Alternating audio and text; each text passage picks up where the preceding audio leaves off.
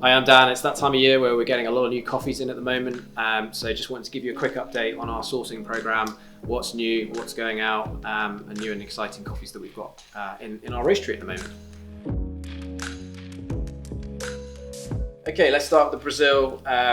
These are the Brazilian coffee that we have actually is a great example of how we source our coffee and what we mean by direct sourcing. So we work directly with a producer here. So it's a producer called Karma Coffees. They're on the bag. They're about 4 hours north of Sao Paulo. And I went over in August and we basically agreed what we were going to buy at that point. And yeah, it takes sort of a couple of months or so for it to kind of all get agreed and then shipped over. And we've now received these in our roastery a couple of months ago. So this is all fresh crop, a container and a half from Karma. And what we do is we buy 2 lots from them really. So one is from the Sertão farm. So many of you will be already aware of this farm. It goes into our Brazil signature espresso. It's an 850 hectare farm. It's absolutely amazing, to be honest. And yeah, every time we've had this coffee in, the quality has been absolutely superb. We've been working about sort of 4 years now, year on year, with this farm and with Karma. And the quality is amazing every time. The only difference this year, as you know, is coffee's a seasonal crop. There is a slight difference in that there's a little bit more body, a little bit more balance, slightly less nuttiness this year. So we've been absolutely all loving it here as an espresso. Makes an absolutely brilliant flat white as well. But yeah, super happy with this coffee. The second one from Karma is the Sierra Negra, and this is the coffee that goes, so it's from the same producer, which is great, but it's going into our Americas. So our Americas is our newest house espresso. We put 50% of this coffee in, and basically it's in some ways quite similar to the Sertão. It's just slightly less sort of complex in terms of flavor, a little bit less acidity. But what that does is in the way we roast it, it creates a really nice sort of slightly more full-bodied coffee, I suppose. So two coffees, 2 different flavor profiles, but yeah, both excellent coffees. Okay, the second coffee I wanted to talk about was the increasingly popular El Salvador. And I say that because when we first brought the El Salvador in, it was a bit more of a kind of Marmite coffee where people, it's quite different, lots and lots of sort of strawberry flavor, lots of fermentation that happens, and it was, a lot of people either really loved it or found it quite different. And over time, people have, absolutely love this coffee. So something to note about this coffee is that it's grown on a volcano. So the Santa Ana volcano in El Salvador. And in 2005, what happened was a volcanic eruption. This dumped a load of ash onto the coffee growing area and land around the volcano. Which was obviously appalling at the time and everything, but this has basically provided nutrients to the coffee growing region and the farming families over the last sort of 30 years, which has improved the quality of their coffee.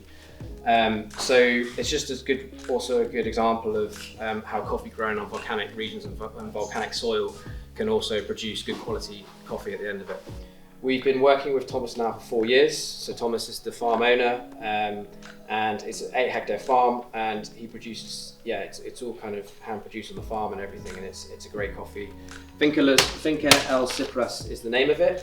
So this is the old crop that we're just about to finish now. And the reason I mention it is because the new crop has just arrived, and here it is. Well, lots of it is stored at an import warehouse, so we store most of our green coffee there, but we do bring it in a couple of pallets every week here. You can see here, this is the new bag. Our logo is on the other side. But yeah, it's Jay Hill's the exporter that we work with, but Thomas is still the farmer. So this year it's been pared back a little bit.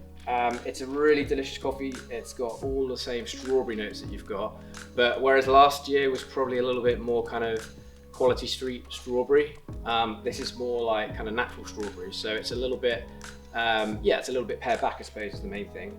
Okay, so the final coffee I want to update you on today is a coffee from Guatemala, and we don't actually have this in the roastery at the moment. We've only got this little sample here. So the reason why I'm most excited about it is because it's the start of a new direct sourcing partnership. We've been working with Antonia from Finca Medina for a couple of years now. So Finca Medina is a farm. It's an estate basically that's about 100 hectares in Guatemala. So 100 hectares is about the same size as the vineyard here at Denby's. So it's a single estate, and the coffee that we've basically bought has lots of the traits of our old Guatemala. So lots of kind of these chocolatey, sort of like a little bit of bright acidity there as well. But you know, it's a very good quality coffee. It's scored at an 85.5, so it's good. And we've got a couple of varietals of it this year as well. So there's a little bit going into our core range, and then there's also a little bit going into our discovery coffee. So you'll have to wait and see which month this one goes into. And the difference as well will be the varietals from the farm as well. So there's two different flavour profiles there between our core range and what will go into our discovery coffees. But yeah, ultimately really happy with this coffee. It should be here in the next 3 to 4 weeks once we've, we're in the process of importing it at the moment.